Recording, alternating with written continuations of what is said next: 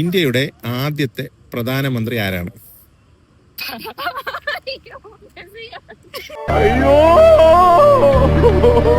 ഇന്ത്യയുടെ ആദ്യത്തെ പ്രധാനമന്ത്രി ആരാണ്?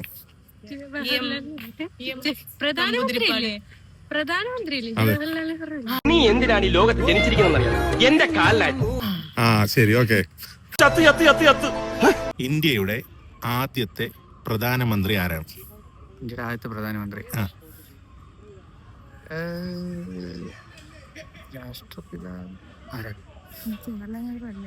ജവഹർലാൽ നെഹ്റു. അറിയാവോ? അറിയില്ല. നിനക്ക് പറ്റൂലേ, കളഞ്ഞിട്ട് പോടേ. ഇന്ത്യയുടെ ആദ്യത്തെ പ്രധാനമന്ത്രി ആരാണ്? രാജേന്ദ്ര പ്രസാദ്. തെറ്റാണ്, അല്ല. ഇതെന്ത് മറിമായും എനിക്ക് ഭ്രാന്തായി പോയതാണ്, അത് നാട്ടുകാർക്ക് മൊത്തം ഭ്രാന്തായ. നിങ്ങൾക്ക് ഈ ചോദ്യത്തിന്റെ ഉത്തരം അറിയാമെങ്കിൽ കമന്റ് ബോക്സിൽ കമന്റ് ചെയ്യാൻ. ഇനി വലിയ ചോദ്യങ്ങളില്ല, ചെറിയ ചോദ്യങ്ങൾ മാത്രം.